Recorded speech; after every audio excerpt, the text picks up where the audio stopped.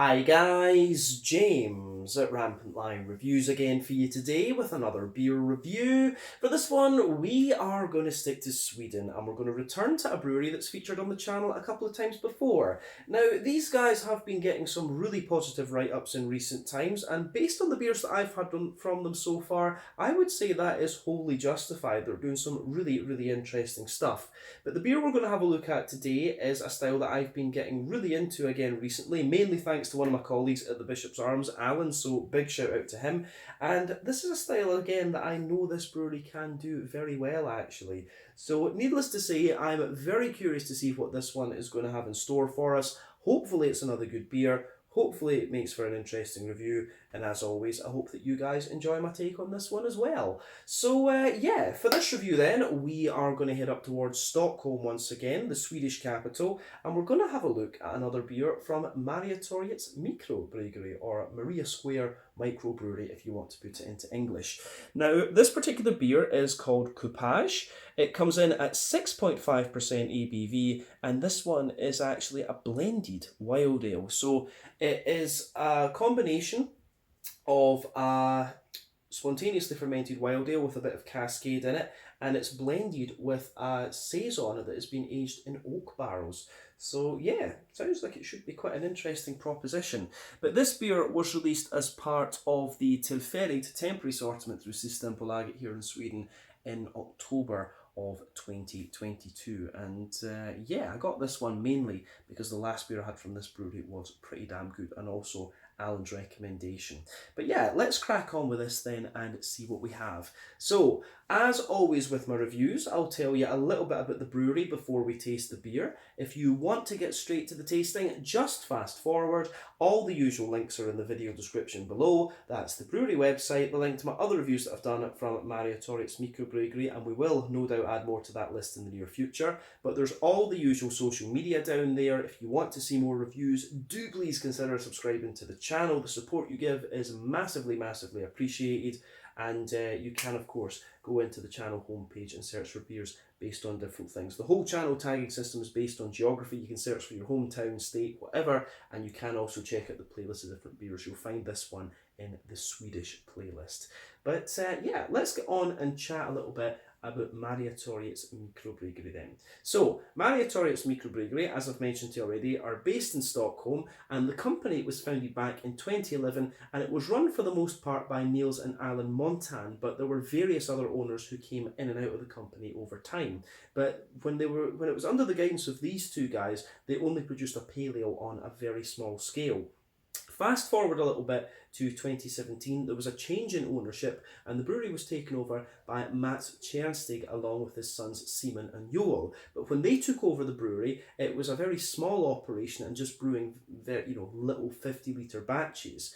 But Simon and Joel had been homebrewing since about 2012 as a hobby, and then the opportunity came to take over the brewery for really quite cheap, and so they decided to take it. But the brewery itself is only 45 square metres, and at the moment they're producing about 100 hectolitres of beer per year. So that is, what is that? That's about 10,000 litres for the most part. But they've got about 50 hectolitres of barrel aging capacity, so 5,000 litres. And in the last year or two, they've been developing a lot of different recipes and working on sour beers and some IPAs. I've heard that they do some very nice IPAs actually, so we need to check those out. But the beers that are getting a lot of good write-ups at the moment are of course these more kind of farmhousey sour beers. The first beer that I tried from these guys was a coffee stout, and I thought that was very well done, so we need to have a little look at that. They do also have a barley wine that's had some very good write-ups as well, and I think that one is readily available through the Systembolaget assortment, so I need to see about getting a can of that to review for you on the channel at some point as well. But yeah, these guys have been getting a lot of plaudits in recent times, and I'll be keeping an eye on them as we go forward. That's all I can really tell you about the history of Mariatorgets Mikrobryggeri for the moment. They are very kind of new and just, still, well, they're not so much new, but they are really just getting their beers out there a little bit more at the moment, so we'll see how things go for them. But as of October 2022, when I'm filming this review for you, these guys have produced 95 different kinds of beer, and yeah, it's mainly IPAs and these kind of sort of farmhousey wild ales and things like that they're producing at the moment. But yeah, if you want to learn more, check out the brewery website. You can follow them on their usual social media. if you want, if you want to learn a little bit more, of course, about the different beers they've done, I'd recommend looking at the Untappd page, and you can also check out the other reviews that I've done from them previously. But yeah, let's get on and have a little look at this beer itself. So, like I said to you, this one was released as part of the Tillfälligt temporary assortment through Systembolaget here in Sweden in October of 2022. This actually only cost me 50 kronor, so that is about €5, £4.50, maybe $5.50 American, something like that. But this one is a 6.5% blended sour ale. It's a spontaneously fermented wild ale hopped with Cascade at a rate of 5 grams per litre, and then that beer is blended with a 12-month-old Saison that was aged in oak barrels. So yeah, that was all the information I was really able to find out about this one. The only other thing we can point to in this beer is that it contains Öland wheat, which is very well known for its smoothness actually. All of the Mariatorgets beers, or the sour kind of farmhousey type beers, contain Öland's wheat, but I quite like it, and I've just seen that I've told you a bit of a lie. This one is not 6.5%, it is only 6%. But yeah, 375ml bottle. This one, as you can see, it's a green bottle. We don't get too many beers in green bottles these days, but that's just kind of how it goes sometimes. But yeah, plain green bottle cap on this one. Let's get the beer out and we'll get on with the tasting then. Quite curious to see what this is going to have in store for us. Oh, it's one of these rubber toppy ones. It didn't want to come out yet. One of these kind of tops on this beer. So let's get the beer out into the glass and see what it has.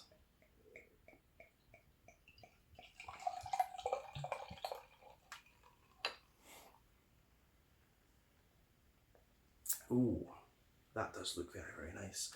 So, yeah, I can say straight away, this is going to be really interesting actually.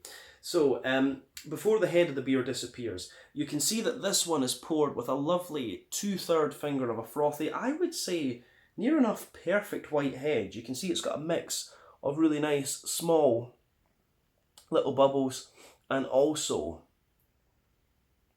some really nice kind of like bigger ones toward the bottom there. But colour wise, you can see this beer, it has a lovely, very kind of bright, unfiltered yellow colour to it. So yeah, it's got the typical colour you'd expect of a Saison, of course. So remember, the colour of your beer depends very much on the type of malt that you use. This goes a long way to determining your EBC rating. Two, the length of your wort boil is also going to play a role, because the longer you boil the wort, the more the sugars caramelise, thus you get a darker colour of beer. When it comes to Saisons, I think they pretty much often use a 90-minute wort boil, but any barrel aging that you do to your beers and any adjuncts that you put in will of course affect the colour of these. And when it comes to like sort of wild ales, sour beers, farmhouse type things, the adjuncts can play a big role. The barrel aging can play a decent role as well. But yeah, one or two big bubbles sticking toward the side of this one. A few little ones going up toward the bottom of the head there, and the head incidentally has just faded away to be a very kind of thin, foamy layer. But yeah, you've got a nice little bit of a kind of hazy note to this one. That will be due to the wheat and the fact that the beer is unfiltered. You do want a little bit of haze when you've got a Saison involved, and of course the wild ale that's blended into this one will be unfiltered, I'm guessing, as well. But yeah, it's certainly not the haziest of Saisons we've come across, but again, I guess that is because it's a blend of different things. But yeah, appearance-wise, yeah, I don't think we need to say much more about this beer actually. It's kind of what we would expect for when we consider the style of the beer. I'm just going to check and see if there is much sediment in the bottom of this one. Not a lot, just a wee bit there, so we'll put a bit more of that into the beer and see what we've got. I don't know how well you can see that, but yeah, there is a wee bit of that just kind of floating around in this one. It does look good. So yeah, let's take a closer look at the aroma then and just see what we get from this beer, but I think it should be quite nice. Oh yeah. I got a little whiff of it when the beer opened up as well. I'm putting that little bit extra yeast, sediment yeast into it. Hasn't really made too much of a difference, of course. So, backbone of the beer, you absolutely get that kind of smooth, oaky character coming out of the beer. It does smell like European oak, I think. As I've always said, for me, American oak is a lot kind of smoother and almost gives you a wee bit more sweetness. But you do get a lovely you get a lovely little touch of vanilla out of this, a bit of the smooth wood, but again, at the back of the nose, you can smell that little bit of dryness in there for sure. So I'm pretty certain it's European oak. Pardon me. On top of that, you do have that kind of big bready character from the Saison. I mean, there's a little bit of fresh white bready bread crust to the aroma. You get a bit of the white, you get a bit of a kind of fluffy, fresh baker's white bread in there. There's also a good little bit of a slightly wheaty thickness to it as well. So yeah, nice little bit of a thicker wheaty character in there. There's a wee bit of dryness at the back of the nose.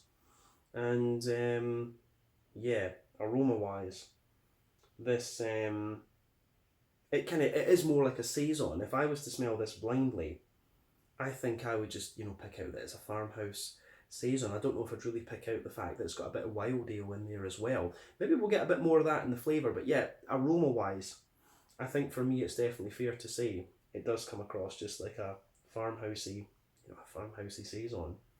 But yeah, definitely some kind of Jacob's cream cracker in there with the bready notes, but as I say, bread crust, fluffy white bread, little bit of wheat, and then you've also got just that little bit of Jacob's cream cracker coming out of it too. There are maybe one or two little hints of a slightly kind of biscuity, McVitie's digestive biscuity note to the beer as well, but yeah, those are quite minimal, to be honest with you.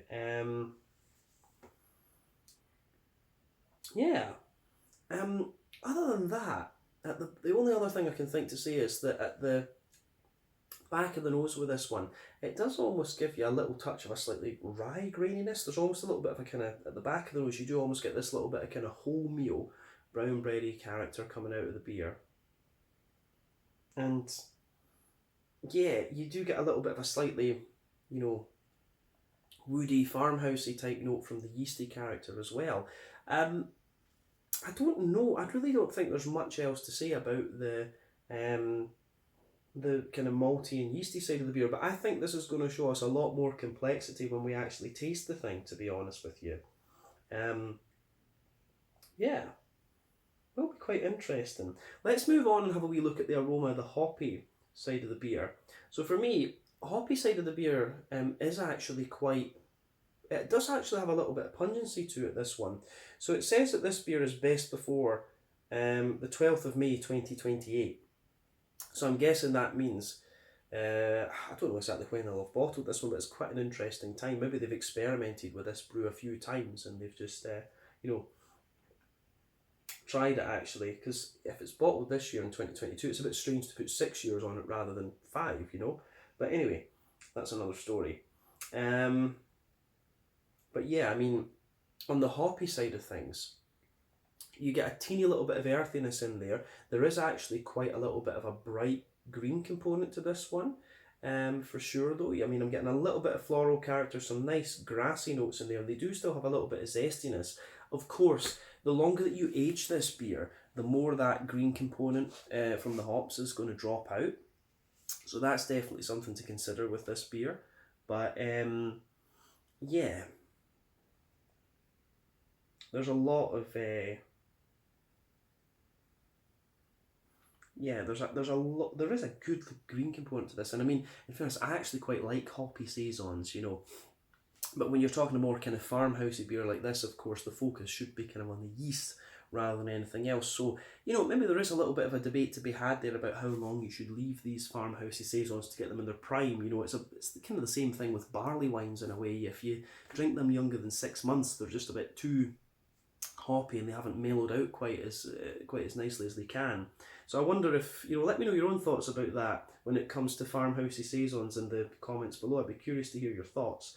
But yeah, the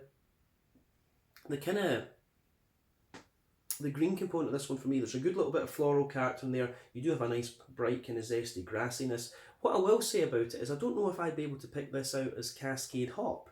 And I'm very familiar with Cascade, of course. One of my kind of go-to beers when I go back home to Scotland is the Harvest and Schiehallion. Beautiful, beautiful Cascade hop Czech style Pilsner. But I have to say with this, when it's a sour beer, or a farmhouse beer, the Cascade does seem to behave quite differently. The green component feels quite familiar, but the sort of fruity side of the beer doesn't. So that's definitely interesting. So on that fruity side then, for me, this beer, it's showing a few different things. And of course, you've got this little bit of woody backbone to it as well. There's a little bit of that, you do have a little bit of an oily pear, a little bit of that kind of sultana, dry white, green grapey sort of thing. A wee bit of green apple. But there's also, there are one or two other things in there. You do get a little bit of a kind of, sort of almost that zesty, lemony zesty kind of thing that you can get from some of these more sour farmhouse type beers. But yeah, it does have a few things up its sleeve, this beer. As I say, the kind of hoppy, fruity side of this beer has a wee bit of citrusy note to it, but yeah, I would say white, green, grapey notes, sultanas, a little bit of oily pear and a wee bit of fresh green apple. Then you've got a more kind of zesty note just sitting on top of it. So yeah, the way that this beer goes together for me is quite interesting. I think we're going to get a lot more complexity out of it in the actual flavour though. So I think it is just about time to have a taste of this. As I always say though, take a wee bit of time to enjoy that aroma before you get stuck in. But I think we should taste this now. So yeah, this one is the Coupage, if I'm pronouncing that correctly, a 6% blended farmhouse Saison / wild ale, this one. Let's just have a taste and see what it's all about. This one from Mariatorgets Mikrobryggeri in Stockholm. Slange, skull, and cheers.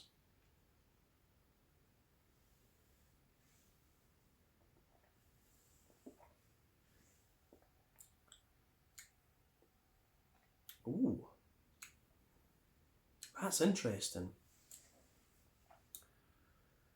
When you take this beer in, you get a wee bit of a kind of sort of almost slightly vinous, little bit of sharpness to it.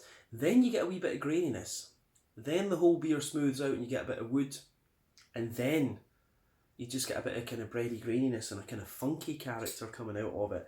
This one's got a whole sort of transition going on. Yeah, as I've always said, for me, a good sour beer is one that can come in and give you a little bit of an impact and then just mellow out really, really nicely. And this one does that. This one absolutely does that. But, I need to be a bit more careful with my language in these in these sort of farmhouse and wild ale and sour beer reviews, because we've been doing a few of these recently. So yeah, this one is more flavour profile wise. This one is definitely more kind of farmhouse than it is wild ale, if that makes sense. But there is the crossover in profiles and so on. But yeah, when it comes to that sort of farmhouse sour ale wild beer sort of thing, it's more leaning toward the farmhousey funky end of the spectrum rather than the more sour side of things. I think that's fair to say.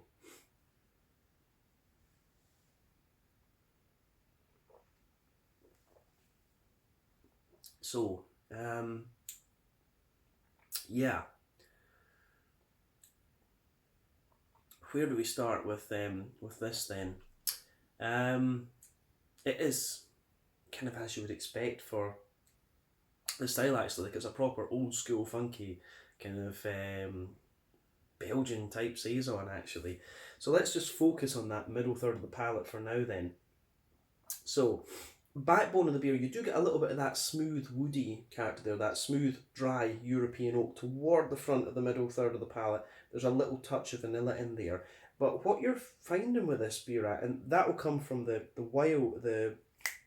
oak aged Saison side of the beer, but actually what I'm finding is that you've almost got a little bit of fight there between the bread crust and the Saison, if you like. You do have this kind of slightly grainy, almost wholemeal type bready bread crust in there competing with the wood and the dryness that the wood gives. So that's quite interesting.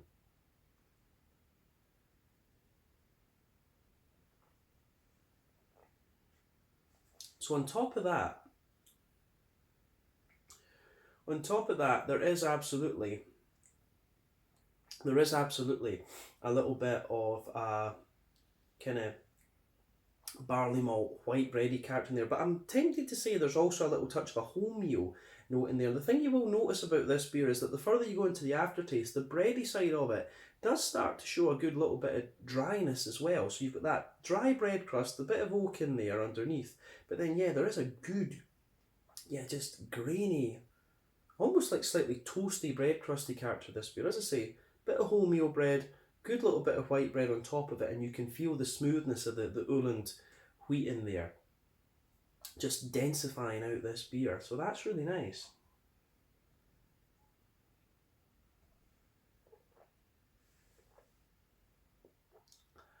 Um, yeah, the way that that goes together is really quite nice, actually. What you'll also notice with this one is that the further you go into the aftertaste, yeah, the woody notes come out a wee bit more. You start to get out in that, and we're talking middle third of the palate still. The woody notes come out a little bit more. The bread crust gets even drier, and you also get this kind of Jacob's cream crackery sort of thing. But on top of the kind of wheaty layer that the beer has, there is a little touch of biscuit in there. So in the dead centre of your palate, you might get just a little hint of a kind of Werther's Original butter candy, butterscotchy type thing. But as you move further out from that, you start to get this little bit of kind of McVitie's digestive biscuity character for sure.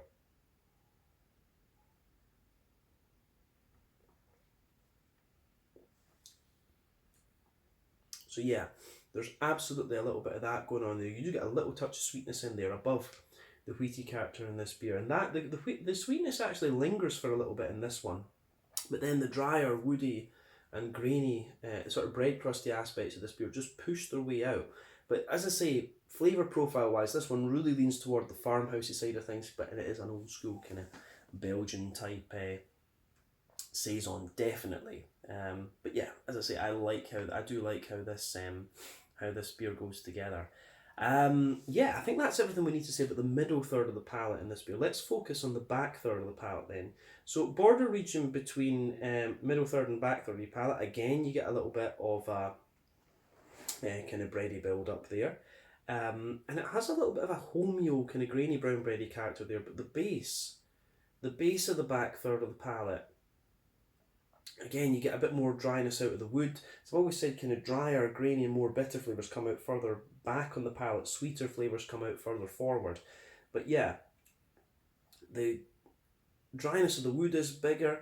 The graininess from the bread crust feels a little bit more kind of punchy, if you like, in a sense. And then on top of that, the wholemeal brown bready layer feels a little bit taller. The fluffy white bready layers there, but you can also feel just a little slight touch of bitiness from the wheat sitting on top of that. Above those layers, you have the elements coming straight from the yeast, and it's like this really light, airy, white bready character as well.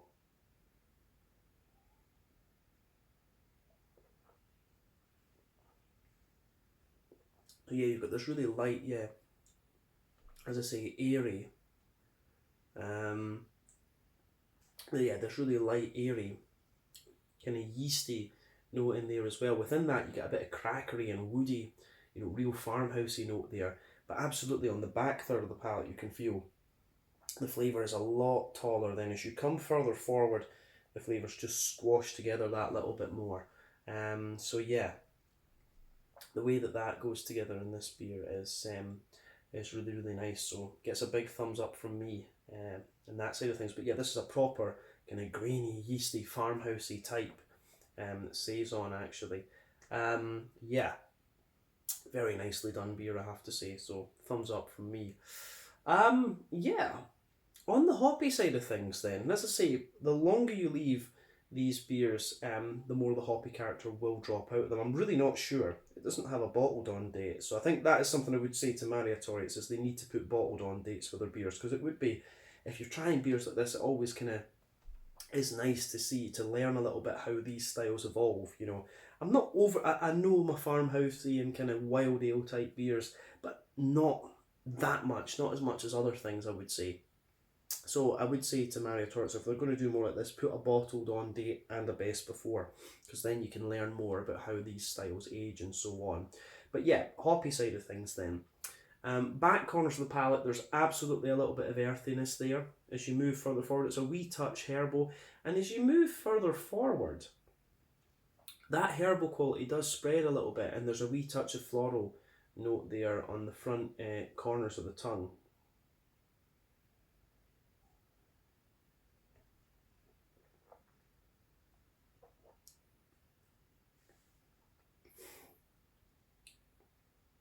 So the floral notes that you get in this one,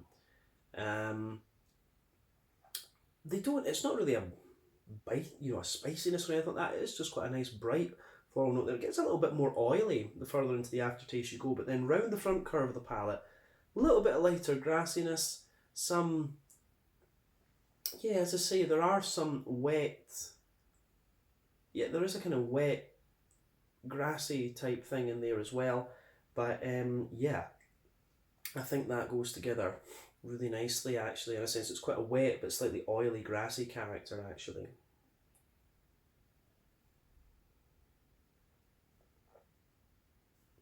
So for me, the wet, grassy side of this beer and the hoppy side of it is quite nice, and it actually does give you a little bit of zestiness the more you go into it too. And of course, the older that you drink this beer, the less that's going to show up. But let's focus on the front third of the palate and the kind of fruity and hoppy side of the beer then. So the border region between front third and middle third of your palate, again, a little bit of bready build up there, more of a kind of brown wholemeal bread. Underneath the front third of your palate, it's a little bit smoother and woody, little tiny hint of vanilla, and then on top of that you get that nice oily bubble where the juicy fruity esters roll their way out of the beer. On that hoppy side of things, as I say, this is Cascade, a hop that I'm very familiar with. 8% alpha acid, it's the old school American hop. Usually it gives you a wee bit of grapefruit. It can give you a little bit of this kind of almost slightly figgy note as well, but in this beer it really doesn't behave like that, which is interesting. But we do have to remember it's a blend, so the yeast is going to play a big role when it comes to the fruity side of things.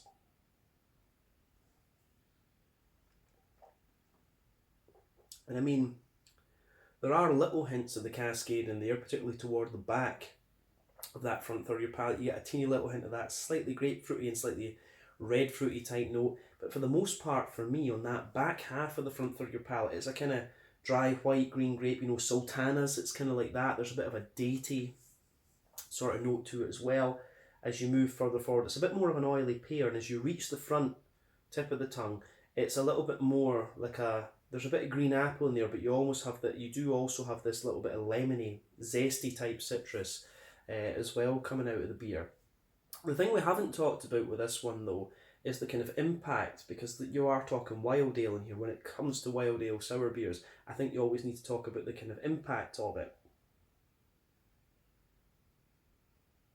So when you take this beer in, you do get a little bit of this kind of white wine vinous quality. It just comes in behind the front tip of your tongue. It gives you a little bit of that zip, and then it just mellows out really nicely, and it actually gives you a little bit of an almost kind of gooseberry-ish, white green grapey sort of thing. So you can feel that there, and then it just rolls over the kind of oily hoppy fruits that we've just talked about in this beer.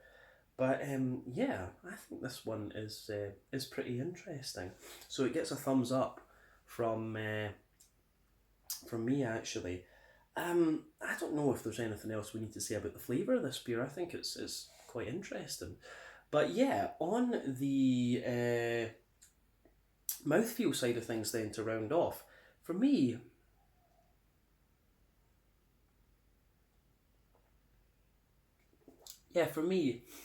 I would say this beer is quite...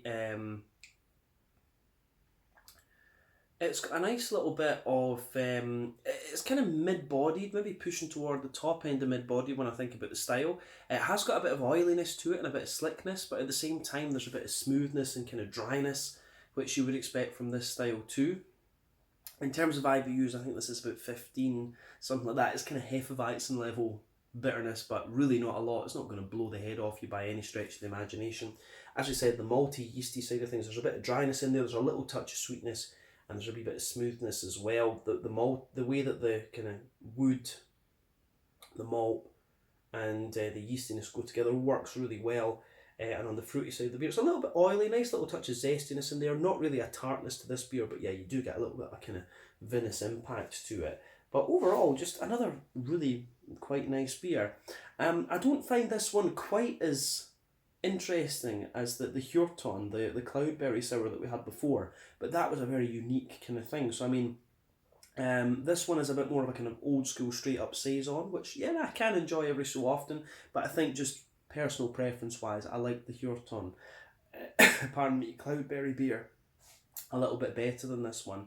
But yeah, in terms of the Saison style, this one is very, very solid, and you know, you can't ask for much more than that. This is a very, very nicely done beer. So gets a big, big thumbs up from me once again. A style that I'm not madly familiar with, but that I can enjoy every so often. And you know, Mariatorgets make me want to check this style out a little bit more. So yeah, another awesome beer from these guys, really nicely done. And I'll certainly be keeping an eye on what these guys are releasing. We need to have a look at one of their IPAs, and of course, as I said, the barley wine needs to be looked at as well.